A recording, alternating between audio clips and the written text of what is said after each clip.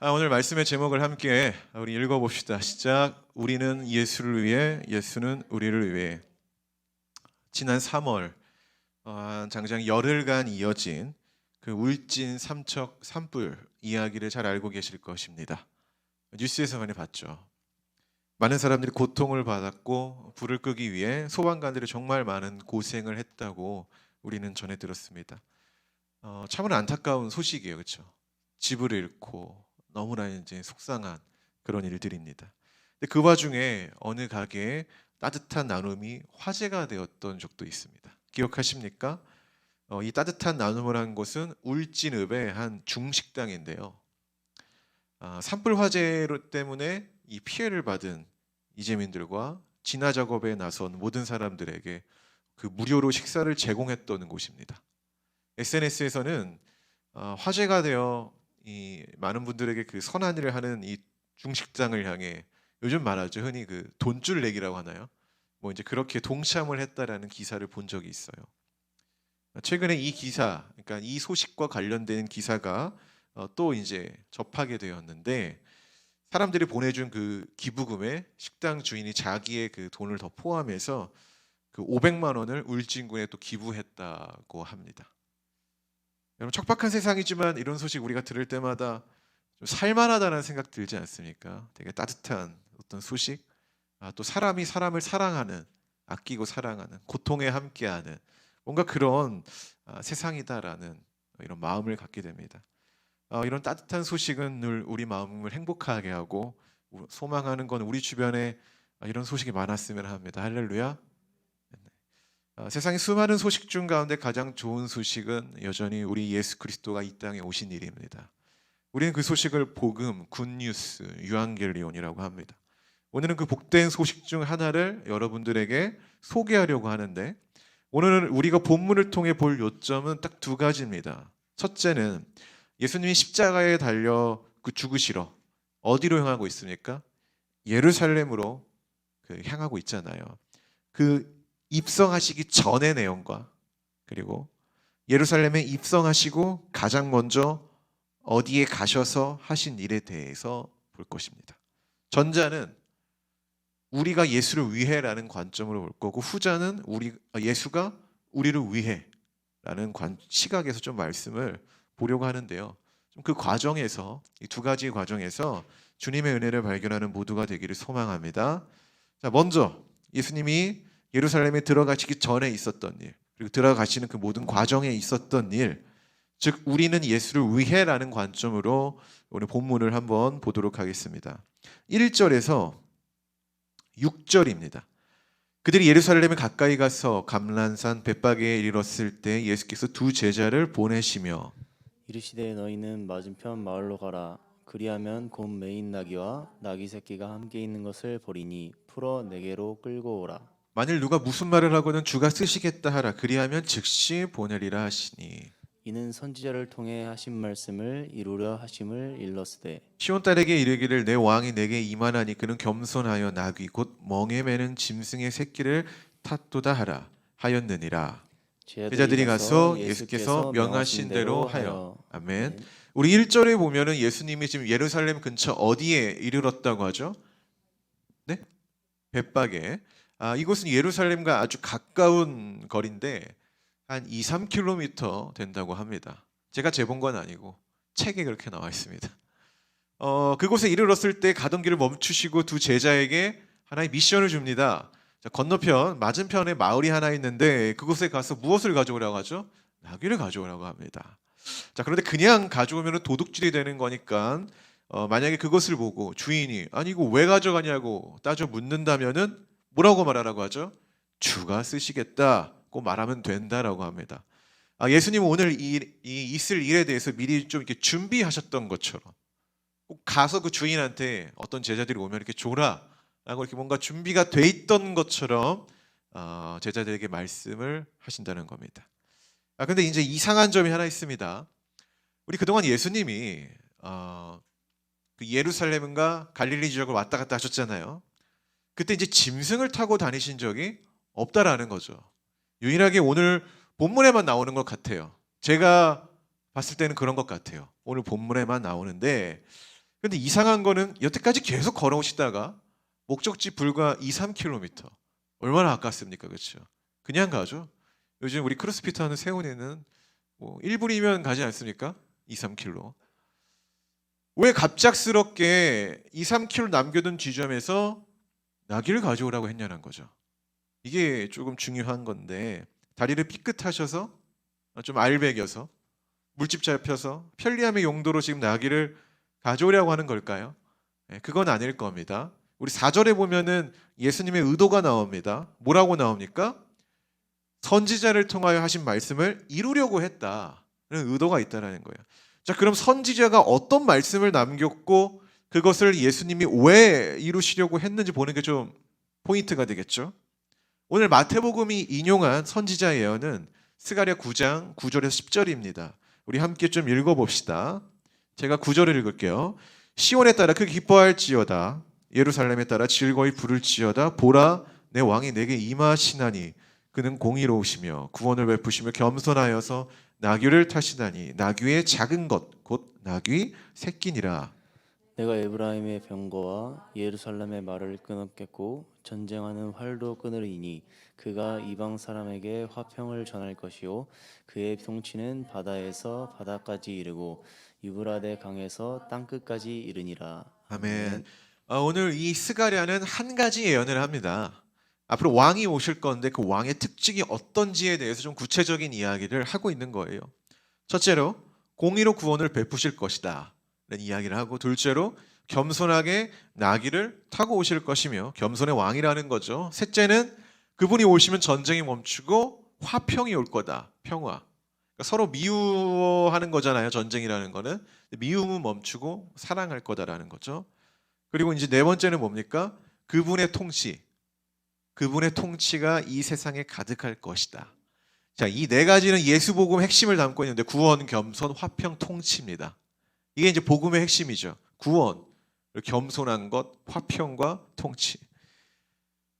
이 네 가지 형태를 가지고 오는 분이 이 스가랴가 말하는 우리를 구원할 왕이다. 뭐 이런 의미가 되겠습니다.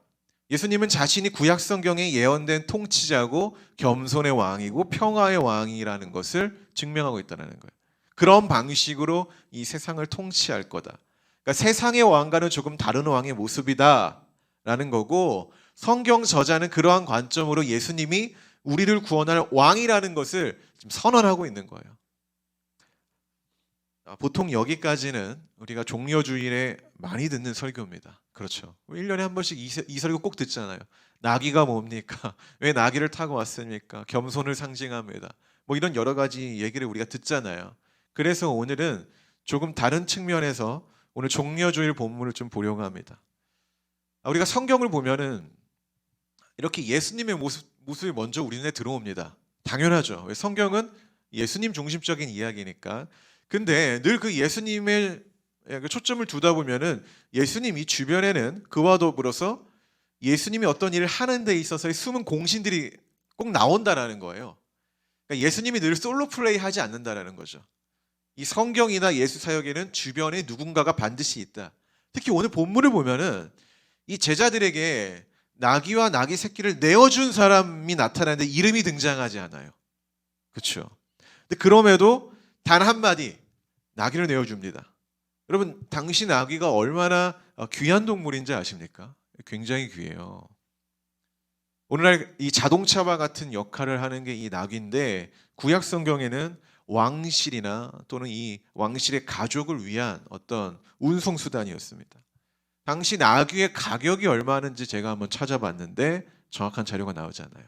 근데 유일하게 제가 좋아하는 학자 중에 키너라는 학자가 있습니다. 요한복음을 이 집대성한 요한복음 주석을 쓴 분인데, 그분이 이런 글을 남겼어요. 2개월에서 2년까지 임금에 해당되는 자금이 필요하다. 그러니까 나귀의 어떤 그 크고 작기, 건강 상태 이런 거에 따라서 다르잖아요. 가격이라는 게. 근데 이제 적어도 2개월, 많게는 2년.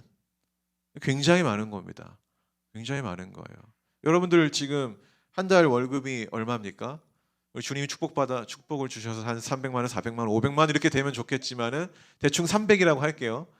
세금 떼기 전에. 거기 2배, 2달치 되는 돈. 주님이 여러분에게 주가 쓰시겠다 하면 내놓을 수 있겠습니까? 아멘이 없죠. 이게 인간의 욕망, 인간의 현실이라는 건데 오늘 이 이름도 기억되지 않은 이 사람은 이 귀한 거를 어떻게 했다라는 거죠? 주가 쓰시겠다라는 그 말 한마디에 흔쾌히 예스 했다라는 거죠. 이게 얼마나 대단한 건지 여러분 아실 겁니다. 여러분 그런데 중요한 건 뭐예요? 이 나귀가 수송이나 농업의 수단으로 사용되었는데 사람들에게 이 나귀는 생존의 수단이라는 거죠. 대단한 거라는 것을 말씀드리고 싶다라는 거예요. 아까 말한 것처럼 제자들이 그에 맞는 대가, 어떤 현금을 지불해 주었나요? 아니면은 나중에 갚겠다라고 어떤 차용증을 썼나요? 그렇지 않았다라는 거죠. 아까 말했던 것처럼 주를 위해 사용하겠다라는 말 한마디에 이 이름도 기록되지 않은 이 어떠한 사람이 남성이겠죠. 남성 중심 사회니까 모든 걸 갖고 있으니까 내어줬다라는 겁니다. 아무 대가 없이 내준 낙이 이 주인을 세상의 관점으로 보면은 참 미련하다라고 우리는 볼 수 있죠. 그 귀한 것을 아무런 보증 없이 그냥 주었냐면서 너 도둑 맞은 거야, 너 호구야, 뭐 이렇게 평가할 겁니다. 그런데 우리는 이 낙이 주인의 마음이 이해가 돼요. 아멘이십니까? 여러분 그렇지 않습니까? 우리가 살면서 상당히 계산적으로 삽니다. 내가 무언가를 이렇게 하면은 나는 어떤 대가를 받아야 돼요. 그러니까 내가 10,000원을 썼으면은 10,000원은 아니더라도 10,000원에 해당되는 어떤 가치, 또 다른 가치로 환산돼서 우리가 받는 게 우리의 계산법이죠. 익숙한 계산법. 우리는 그런 사회에 살고 있잖아요, 그렇죠? 그런 사회에 살고 있어요. 우리가 누군가한테 돈을 쓰면 그에 합당한 걸 또 받아야 되는 그런 사회에 우리가 살고 있습니다. 이게 세상의 기본적인 사고입니다. 그런데 때론 우리가 그런 세상 가운데 살고 있지만은 우리는 또 어디에 속한 사람입니까? 하늘에 속한 사람이라고 말을 하잖아요, 바울이. 이 세상에 있지만은 하나님 나라에 속한 사람이에요. 근데 그렇기 때문에 주님을 위한 일이야라는 어떤 그 말 한마디가 오늘 나귀 주인의 마음을 움직였던 것처럼 때론 우리의 마음도 움직인다는 거예요. 그렇지 않습니까? 그냥 어제 되게 특별한 얘기를 들었는데 어떤 성도의 남자친구분께서 우리 교회 보고 사이비다라고 했다라는 거예요. 근데 이제 그게 약간 그 위트스러운 건데 왜냐하면 이런 거죠. 너희들은 왜 이렇게 헌신하냐라는 거죠. 쉽게 말해서 그 모습을 보고 뭐야 사이비 아니야 이렇게 얘기한 건데 우리 교회 성도들이 헌신하는 거의 그 핵심은 사실 주님을 위한 일이야라는 이 문구가 있기 때문에 하는 거예요, 그렇죠? 근데 이건 세상 사람이 이해를 못합니다. 오늘 나귀를 주는 이 나귀 주인의 마음을 누가 이해하겠습니까? 누가 이해했겠어요? 제자들도 그랬을 거 같아요. 주면서 뭐야 이상 호구 아니야? 야 이게 돼? 뭔가 이런 생각을 가졌을 것 같다라는 거죠. 이 나귀 주인의 마음을 움직였던 이 말 한마디, 주를 위해 사용하는 거야라는 이 말 한마디가 때론 내가 무언가를 쓰면 대가를 받아야 되는 그런 사고 가운데 살고 있는 우리 성도들의 마음 가운데도 이러한 일이 일어난다라는 거예요. 자주는 아니지만 그래도 간혹가다 일어난다라는 거 너무 감사한 일 아닙니까? 아멘이 없네요. 부끄러운 고백이지만 저희 가정도 주님 일을 하기 위해서 2번의 적금을 깬 적이 있어요. 현금의 전 재산을 깬 적이 있는데 이거를 깨면서 어떤 생각이 들었냐면 이건 어떻게 보면 우리 가정의 미래를 담보해 줄 수 있는 무언가인데 이걸 하나님께 드려야 되나? 그렇다면 하나님이 그만한 담보를 나에게 다시 주실까? 라는 생각을 갖잖아요, 그렇죠? 근데 안 줘요, 사실은. 한편으로는 주면은 주님이 30배, 60배, 100배로 주겠지라고 생각을 하지만 그렇지 않죠. 근데 그럼에도 이제 그 수많은 그 고통과 슬픔과 눈물을 부여잡고 끝까지 놓지 않았던 그 집념을 벗어버리면서 이렇게 드린 적이 있는데, 근데 이제 그것을 했던 근본적인 이유는 그래도 이 일은 주님을 위한 거야 라는 어떤 그 문구가 있었기 때문이라고 저는 믿습니다. 우리 가정의 이야기만은 아닙니다. 이거는 예수 믿는 자들에게 종종 있는 스토리예요. 종종 있는 스토리. 주님을 위한 일이야 라는 이 말 한마디에 내주는 사건들, 저는 우리 성도들에게도 이런 내어줌을 볼 수 있습니다. 종종 내어줌을 볼 수 있어요. 또한 우리 성도가 성도를 위하여 아무 대가 없이 자신의 것을 내어주는 모습도 많아요. 때론 제가 그런 걸 보고 야 네 호구냐 이렇게 이야기하지만은 약간 즐기는 것 같은 게 있어요. 근데 좀 필요한 걸 줬으면 좋겠어요, 서로. 이렇게 어떤 성도는 정말 필요 없는 거를 이렇게 장난처럼 주는데 그런 내어줌을 넘어서 진짜 이 사람이 필요한 것을 아무 대가 없이 내어주는 그런 성도가 되었으면 좋겠습니다. 근데 더 놀라운 거는 제가 이제 말하고 싶은 요지는 그 다음이에요. 주님을 위한 내어줌, 성도를 위한 내어줌을 행하는 사람들이 있기 때문에 하나님의 일이 진행된다라는 거예요. 하나님의 일이. 성경에서 예수님의 사역에는 누군가를 위해 자신의 것을 내어주는 사람들이 늘 있었다라는 거 얘기했죠. 예수님은 솔로 플레이 하지 않습니다. 협업을 해요. 협업을. 대표적으로 오병이어 사건 알 겁니다. 여러분 오병이어 사건이 진짜 아무것도 없는 그 공허함에서 음식이 나온 줄 아십니까? 그게 아니죠. 어떤 한 어린아이의 도시락에 내어줌이 있었고 그 내어줌에 예수의 축복이 더하니까 기적이 일어난 거거든요. 잘 보십시오. 예수님 사역에는 항상 누군가의 내어줌이 있었다라는 거예요. 그게 물질이든 믿음이든 뭐든 간에 어떠한 형태로 그 내어줌이 존재했다라는 거예요. 그리고 그 내어줌을 통하여서 주님의 이 사역들이 더 풍성하게 진행이 됐다라는 것입니다. 이렇게 숨은 공신들이 있으니 예수님의 이 사역이 존재했고 교회가 존재하고 또 이 예수님의 복음과 교회 사역들이 결합돼 가지고 하나님 나라가 전파되는 겁니다. 할렐루야. 자, 이번에 제자들을 봅시다. 이 제자 이름이 뭔지 잘 모르겠어요. 근데 예수님 사역에는 늘 제자들이 함께 했어요. 그렇죠? 예수님 제자 몇 명입니까? 12인데 이제 한 명 나가리 됐죠. 예수님이 혼자 아까 말한 것처럼 솔로 플레이 한 적도 있긴 있지만은 대부분 제자들이 함께 있었다. 근데 물론 제자들이 예수님과 함께 협업을 하는 데 있어서 이 사역을 하는 데 있어서 걸림돌이 된 적이 사실은 더 많아요. 비율적으로 보면은 우리도 그렇잖아요. 그렇죠? 우리가 늘 예수님 말씀에 따르는 것을 우리가 승리할까요? 늘? 아니죠. 우리 어떤 승률을 따지면은 1% 될까요? 몇 프로가 될지 모르겠지만 굉장히 낮을 겁니다. 제자들도 그랬어요. 그 순종의 승률이 굉장히 낮았습니다. 근데 때론 주님의 말씀에 단 1%, 뭐 5번 실패하고 뭐 한 번 이렇게 성공했을지라도 그 성공이 굉장히 이렇게 두드러질 때가 있습니다. 그렇죠? 그래서 이제 그 성공으로 인해 예수님의 계획이 좀 원활하게 풀리는 그런 성경의 내용들이 있어요. 오늘 예수님의 명령을 들은 제자들은 제가 볼 땐 좀 어리둥절했을 것 같아요. 아니 뭐 가서 나귀를 가져오라 그 귀한 거를? 아니 뭐 예수님이 돈을 준 것도 아니고 그냥 가서 저 사람이 왜 가져가냐고 물으면은 주가 쓰시겠다 이 말만 하고 가져오라고 이게 될까? 이게 상식적인 걸까? 이런 생각하지 않았을까요? 적당한 값을 치러서 가져오는 것도 아니고 뭔가 보증할 만한 것을 주는 것도 아니고 그 단 그 말 한마디에 누가 그 비싸고 귀한 그 사람이 어떻게 보면은 먹고 살 수 있는 생존의 수단인데 그것을 주겠어라는 의심의 생각을 가져볼 법만 하지 않겠습니까?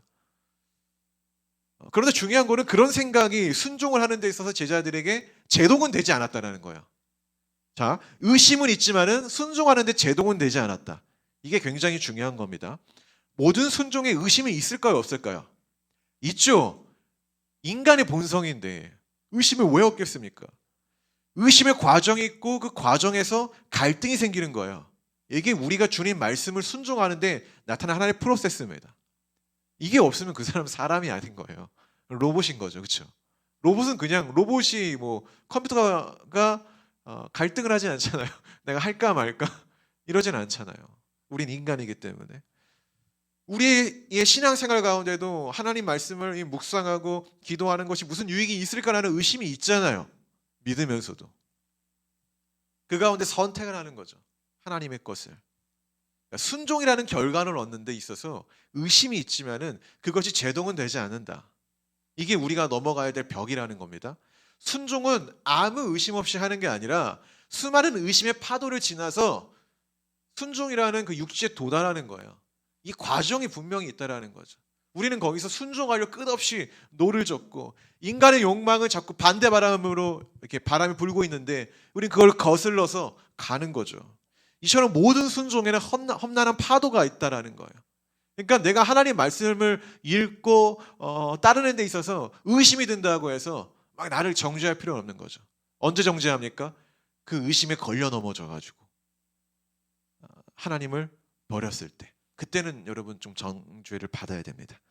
오늘 제자들도 그랬겠죠. 그런데 놀라운 거는 예수님의 말씀 순종하니까 이 자신들의 의심이 완전히 사라지는 경험을 하게 된다는 거예요. 저는 이런 생각을 했습니다. 순종하기 전에는 이 제자들이 그 비싼 나귀를 주겠어? 라는 생각을 조금 했을 것 같아요. 했을 것 같아요. 고작 그 말 한마디에 주를 위해 사용할 겁니다 라는 말 한마디에. 근데 이제 진짜 그 말을 하고 나니까 나귀를 주는 거예요. 그 경험을 하고 그걸 가지고 오면서 다시 그 2, 3km를 올 거 아닙니까? 오면서 이전에 있었던 이 의심은 연기처럼 사라지고, 의심이 사라진 자리에 뭐가 남았을까? 주님을 향한 신뢰와 믿음이 남는 거예요. 여러분, 이게 우리가 순종의 과정이 어렵잖아요. 근데 순종을 해서 하나님을 한번 경험을 하면은요, 그 순종하기 전에 그 의심들, 이것도 신기루처럼 사라집니다. 그리고 거기에 신뢰가 남는 거예요. 그래서 어떻게 보면은 순종의 횟수가 많아질수록 믿음의 이 분량이 커진다라고 볼 수 있어요. 그렇지 않습니까? 자, 주님을 위한 이들의 내어줌과 이제 순종이 어떠한 일을 만들어냈는지 한번 보도록 합시다. 8절에서 9절을 한번 읽어봅시다. 무리의 대다수는 그들의 겉옷을 길에 펴고 다른 이들은 나뭇가지를 베어 길에 펴고. 뒤에서 따르는 무리가 소리 높여 이르되 호산나 다윗의 자손이여 찬송하리로다. 주의 이름으로 오시는 이여 가장 높은 곳에서 호산나 하더라. 아멘. 나귀를 내어준 자와 예수님 말씀에 순종한 이 제자들은 오늘의 모습을 상상했을까요? 몰랐을 거예요. 이들은 이 큰 그림을 몰랐을 것입니다. 자, 이 모습이 어떤 모습이에요? 사람들이 막 예수님을 향해 환호를 하죠. 어떤 환호? 이게 보통 환호가 아니에요. 어떤 환호냐면은 호산나 호산나 다윗의 자손이요. 이게 찬송을 하는 거예요. 그럼 호산나가 무슨 뜻이에요? 우리를 구원하소서. 당신만이 우리의 구원자다라는 이 찬송을 한다라는 거죠. 이것이 예수님이 예루살렘에 들어가는 그 목적, 그 이유 중 하나입니다. 구원하시기 위함.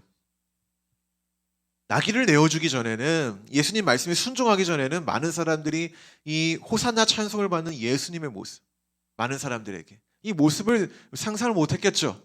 그러나 이들의 내어줌과 순종이 있으니까 오늘 이 예수님의 영광스러운 장면이 연출된 겁니다. 그렇지 않습니까, 여러분? 저는 이것이 우리가 살아가는 자세여야 한다고 봅니다. 인간이 세상에 왜 태어납니까?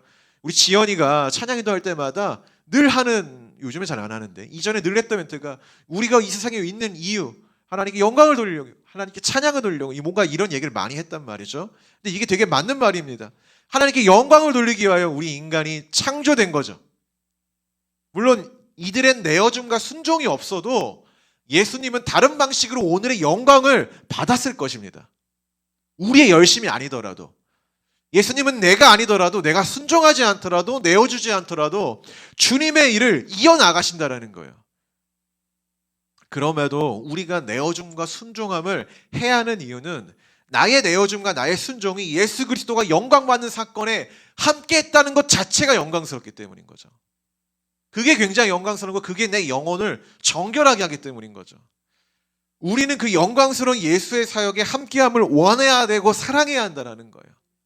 근데 그와 함께 가지고 돼야 할 양가 생각, 이 생각은 뭐라고요? 내가 아니더라도 하나님은 이걸 충분히 할 수 있다라는 이 겸손한 마음이 있어야 된다라는 거죠. 나 때문에 진행이 된다라는 생각이 아니라 내가 이걸 순종함으로 예수의 영광 주변 머리에 함께 있는 것이 내가 너무나도 좋기 때문에 하는 거다라는 마음이 있어야 된다는 겁니다. 그래서 우리가 예수의 영광을 보기 위해서는 내어줌의 기회와 순종의 기회들을 유실하지 않고 붙잡아야 된다는 거, 할 수 있다라면. 옛날에 이런 얘기가 듭니다. 우리 그 채란 청년의 어머님이 했던 건데, 자기가 예전에 헌금을 하고 싶은데 교회에서 이제 헌금을 하라고 했대요. 돈이 없는 거야, 가난해서. 그때 힘들었대요. 그래서 어떻게 했냐면은 그 카드로 현금 서비스를 받아서 헌금을 했다라는 거예요. 그렇게 하면 안 돼요. 이제 그분은 그때 순수한 마음으로 했는데 지금 신앙이 자라고 나니까 그게 잘못됐다라는 걸 이렇게 말씀하셨는데, 그렇게 하나님은 그걸 원하지 않는다라는 거죠. 그렇죠? 그렇게까지는 안 해도 됩니다. 아멘. 혹시나, 물론 우리 그만한 믿음 있는 사람들이 이곳에 없는데 혹시나 해가지고 혹시나 해서 이처럼 하나님 나라는 내어주는 사람들과 순종하는 사람들을 통해 이루어지는 겁니다. 그리고 내어줌에는 분명히 기쁨과 소망이 있어야 돼요. 순종에는 의심이 신뢰로 바뀌는 기적이 따른다라는 것. 저는 우리가 이 두 가지의 모습을 가진 성도가 되기를 바랍니다. 그리고 나귀 주인과 같은 인생을 우리가 살았으면 합니다. 이름은 드러나지 않더라도 어떤 이 한 사람의 내어줌과 이 순종으로 예수 그리스도가 많은 사람들에게 찬송받는 역사. 우리가 예수님께 내어주는 이유라는 겁니다. 아멘. 자, 이제 두 번째 관점으로 본문을 보겠습니다. 첫 번째가 우리는 예수를 위해라는 관점이었다면 두 번째는 반대로 예수는 우리를 위해. 12절과 13절 여러분이 좀 읽어주세요. 시작. 예수께서 성전에 들어가사 성전 안에 매매하는 모든 사람들을 내쫓으시며 돈 바꾸는 사람들의 상과 비둘기 파는 사람들의 의자를 둘러 엎으시고 그들에게 이르시되 기록된 바 내 집은 기도하는 집이라 일컬음을 받으리라 하였거늘 너희는 강도의 소굴을 만드는도다 하시니라. 아멘. 오늘 본문에서 예루살렘에 이제 입성하신 그 예수 그리스도, 우리 예수님이 첫 번째 가신 곳은 어느 장소입니까? 성전. 성전. 그 굉장히 신성한 그 템플, 그곳에 갔는데 그분은 성전에 들어가셔서 그 신성한 곳에 가셔서 신성하지 못한 행동을 합니다. 뒤집어 엎으세요.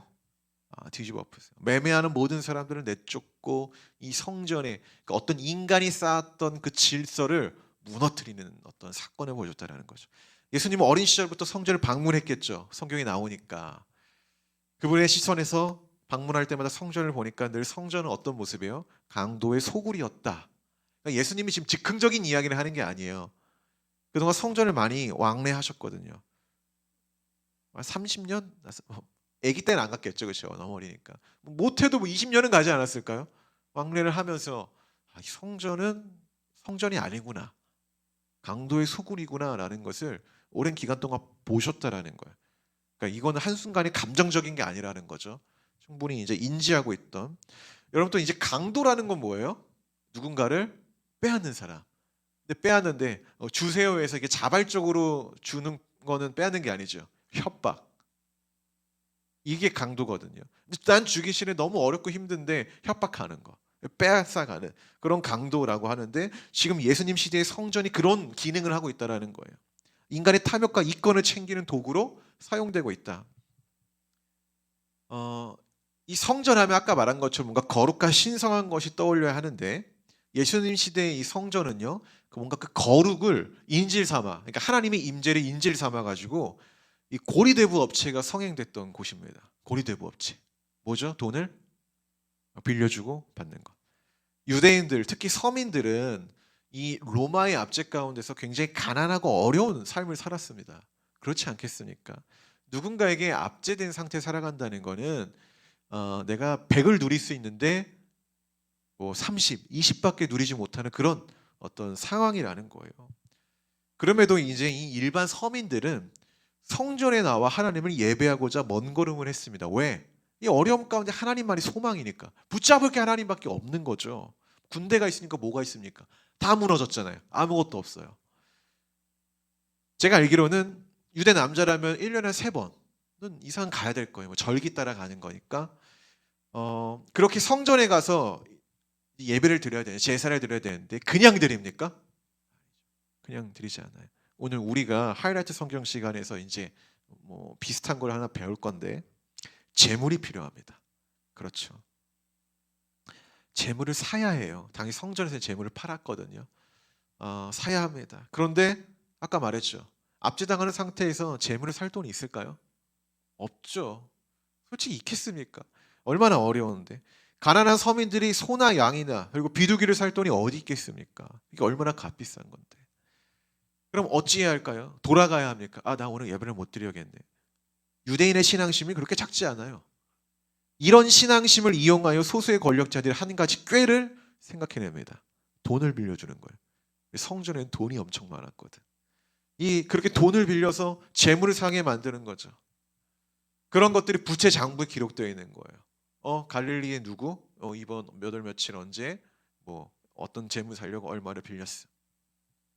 이 기록된 장부 누군가를 속박하는 도구가 되고 누군가는 그 속박이 욕망을 채우는 마르지 않는 지갑이 되는 거죠. 마르지 않는 지갑이. 그래서 당시 유대인들 가운데서 우리가 중간사 시간에 배웠잖아요. 혁명이 일어납니다. 이런 부패하면서 혁명이 일어나는데 가장 먼저 혁명이 일어날 때마다 장악했던 곳은 성전. 그리고 성전의 부채 장부를 불태우는 것이 어떤 이들의 순서였어요. 우리나라에 약간 노비 문서 같은 느낌이 좀 들지 않습니까? 얼마나 강도 같은 짓입니까? 여러분들 교회 올 때 헌금 없으면 어찌합니까? 뭘 어찌요? 그냥 와서 예배드리면 되지. 이게 상식이란 말이에요. 이게 사고고. 그런데 주님께 헌금해야 한다고 교회가 갑자기 우리 지역에 코로나에서 없는데 자 헌금 없으신 분 이제 여기 오셔서 자 빌려가세요. 몇 월 며칠 이자입니다. 교회니까 세상과는 다르게 조금 더 저렴하게 이자를 받을게요. 얼마나 웃기겠습니까 이 모습이. 그 웃긴 모습이 됐더라고요. 성경에서 하고 있었더라고요. 우리가 볼 때 너무 비상식적인 거잖아요. 우리가 볼 때는 하나님이 가난합니까? 아니잖아요. 우리가 하나님이 돈이 없어서 헌금을 요구하나요? 아니잖아요. 헌금은 내가 살아있음에 대한 어떤 감사잖아요. 내가 일할 수 있는 것에 대한 감사하고 내가 건강함에 대한 감사하고 기쁨에 대한 감사인데 주님이 가난해 보여서 빌려서라도 드리는 것이 헌금은 아니잖아요. 근데 이때 당시 몇몇 권력자 집단이 서민들의 신앙심을 이용하여 이 욕망의 열매를 꽃피웠다는 거예요. 욕망의 열매를. 그게 바로 성전이었다. 인간이 만든 성전의 질서였다는 거예요. 욕망의 질서. 너희들이 예배를 많이 드릴수록 영광을 받는 건 몇몇 권력자들의 보물창고. 이게 이들이 만든 어떤 그 신앙심을 이용한 하나님의 임재를 인질 삼아서 만들어낸 이들 돈 버는 프로세스라는 거죠. 이 과정. 성전이 누군가 예배할 수 있는 권리를 강탈하여 다른 누군가의 욕망을 채우는 것을 보고 예수님이 가만히 있지 못했던 겁니다. 가만히 있지 못했던 거예요. 예배의 자리를 빼앗아간 거죠. 또 여기가 뭐 이방인의 뜰이라는 이런 얘기가 있어가지고 예배의 자리를 빼앗아버린 그런 얘기가 또 있어요. 이거 아마 민혁 전사님이 아마 얘기했던 것 같아요. 예전에 설교할 때. 더 이상 이런 성전은 여기 있는 자들에게 필요가 없고 오히려 이런 곳에 여러분의 인생을 낭비하는 것이 예수님 볼 때는 긍휼히 여겼다는 거, 불쌍히 보였다는 거죠. 그래서 그걸 뒤엎어버린 거예요.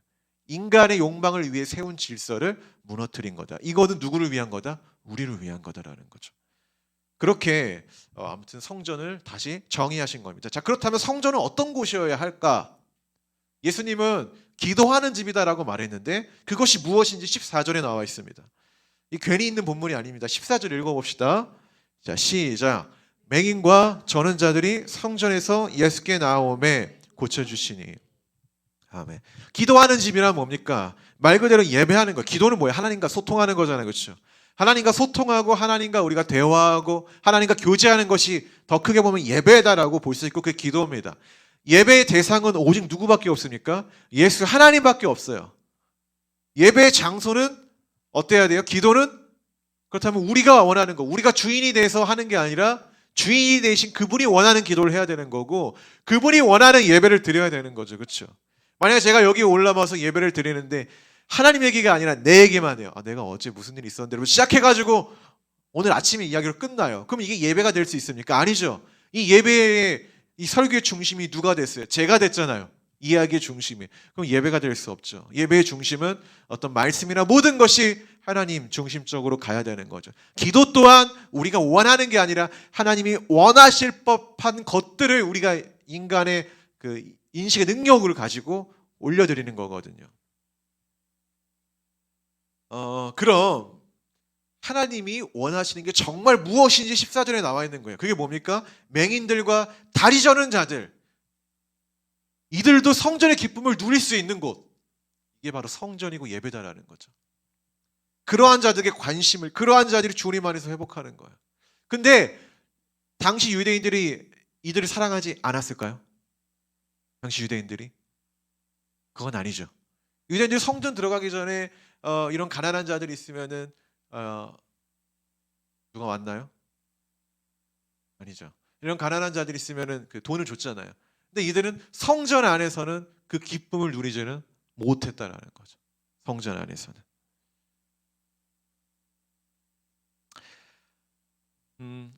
어쨌든 그러한 자들이 지금 성전 안에서 하나님의 은혜를 지금 누리고 있다라는 것을 보여주는 겁니다. 회복한 사건. 자, 이것을 비유적으로 이해하면은 맹인이나 다리 저는 자들은 육체의 질서가 어그러진 자들이에요. 그렇죠? 온전한 질서를 갖고 있는 자들이 아닙니다. 그런데 오늘 예수님이 그들을 고쳐주셨다는 건 어그러진 질서를 다시 맞추셨다는 말이에요.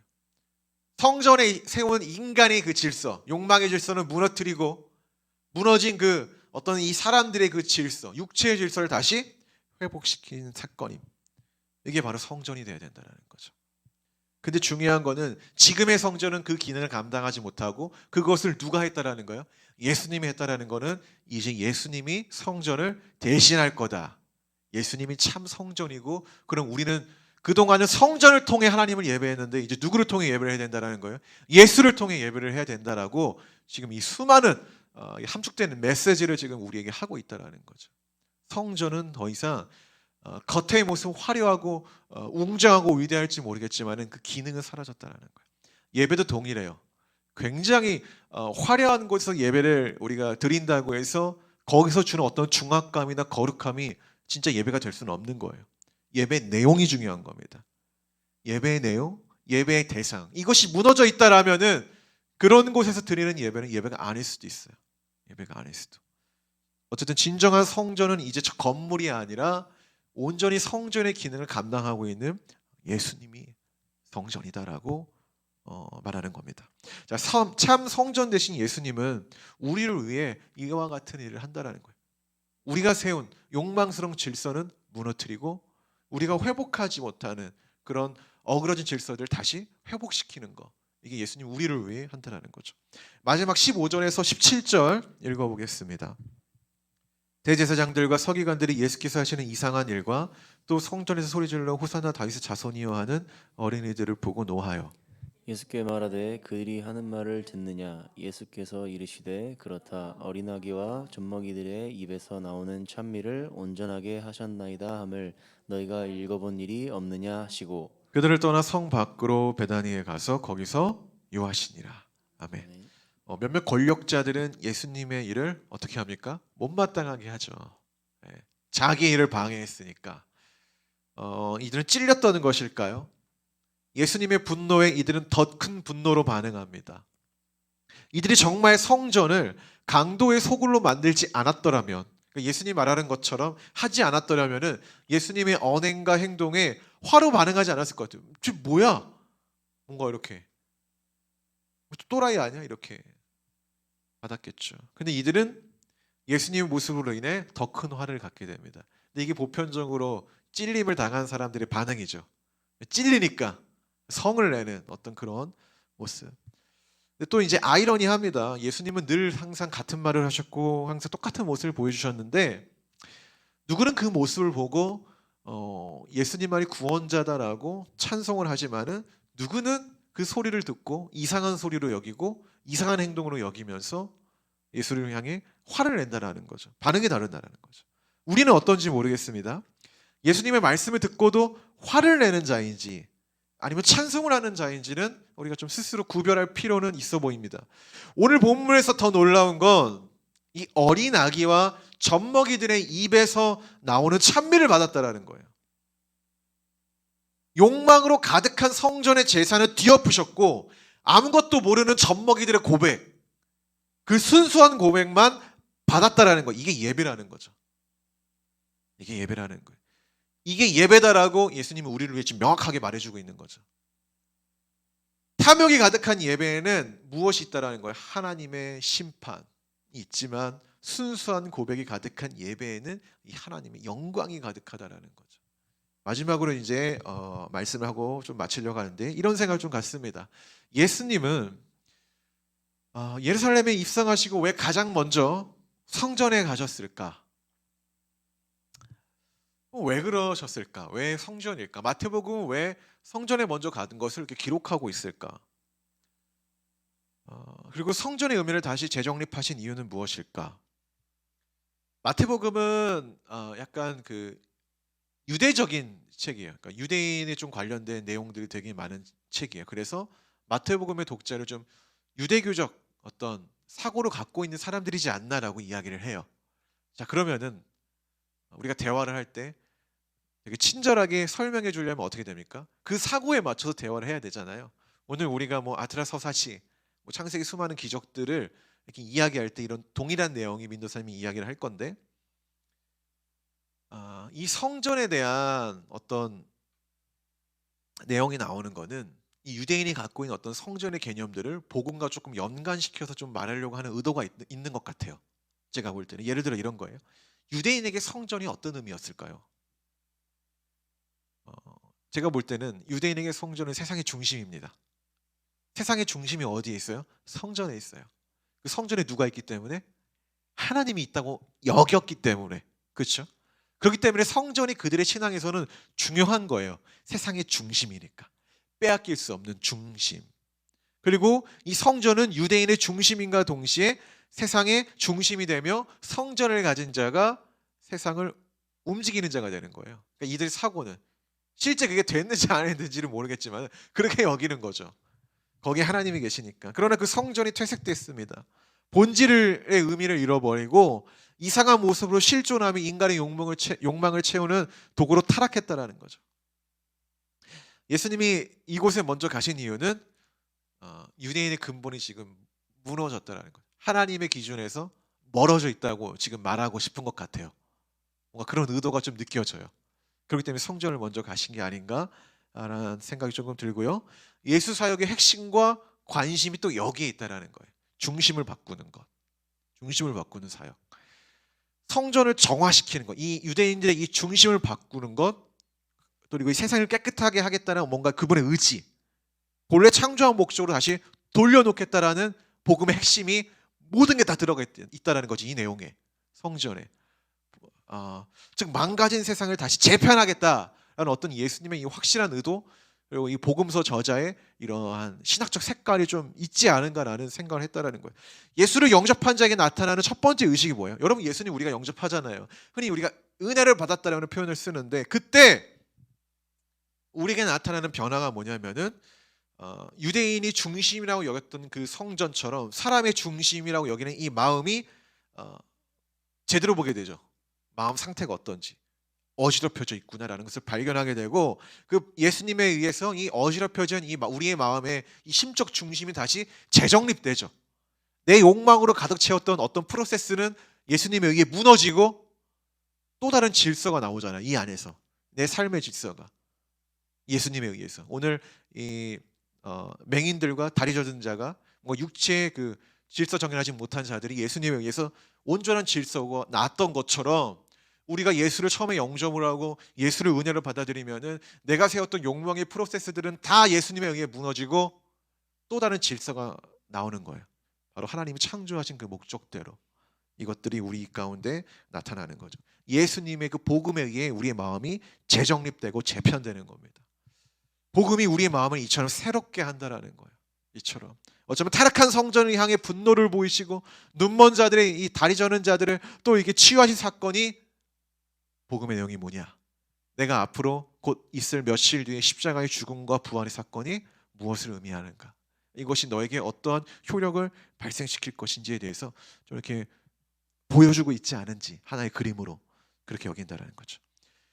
예수 그리스도의 복음은 타락한 인간의 이 마음의 어떤 빛을 선포하고 어둠을 드러나게 하시고, 그 어둠으로 망가진 우리의 마음을 눈먼 자와 다리 저는 자를 치유하신 것처럼 회복시킨다는 하나님의 의지일 것입니다. 할렐루야. 말씀의 결론을 맺겠습니다. 종려주의를 맞이한 우리는 퇴색된 신앙을 다시 재정립하는 기간으로 좀 보내야 될 필요성이 있습니다. 우리의 내어줌이 예수의 영광이 되기도 하고, 의심의 파도를 넘어서 도달한 나의 순종이 예수님을 찬송하게 만든다는 것을 조금 기억했으면 합니다. 주님을 위해라는 말 한마디에 세상이 보기에는 미련한 내어줌이, 원래 십자가가 미련한 자들에게 있는 거라고 하죠. 찬송받고 영광받는 예수님의 모습으로 발전되었던 것, 의심이 있지만 그것이 순종하는데 제동이 되지 않았던 제자들의 행동이 호산나 예수의 영광으로 이어진 사건을 보면서 우리 삶에서 작은 내어줌과 순종들이 주님의 영광을 위한 일이 되는구나라는 사실을 좀 기억했으면 좋겠습니다. 나는 모르죠. 나의 작은 내어줌과 작은 순종이 앞으로 거대한 무언가를 만들어낼지는 사실 우리는 몰라요. 모르는데 하는 거예요. 왜? 예수를 신뢰하니까. 그것이 우리의 신앙의 경험이고 여정 가운데서 드러난 거니까. 제가 지난주에 이런 얘기했잖아요. 여러분 인생을 한번 돌아보라. 그 가운데 하나님의 흔적이 있는지 발견하시면 기록하고 찾아보라고. 근데 그것이 하나하나 쌓일수록 우리의 믿음의 크기와 하나님을 향한 인식의 그 깊이와 넓이가 많아진다는 거죠. 이 과정을 우리가 해놔야 된다는 겁니다. 예수님은 우리를 위해 어지럽고 무질서한 삶을 다시 재정립하시고 더러운 욕망을 신기루처럼 사라지게 하신다는 거죠. 그곳에 하나님의 마음을 또 심어준다는 거죠.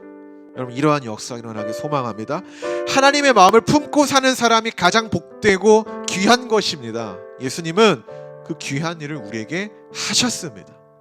이미 진행됐고 어쩌면 우리 안에 지금 열매가 맺고 있는 건지도 몰라요. 다만 열매라는 건 어떻게 되는 거예요? 썩을 때까지 가만히 떨어질 때까지 있어야 됩니까?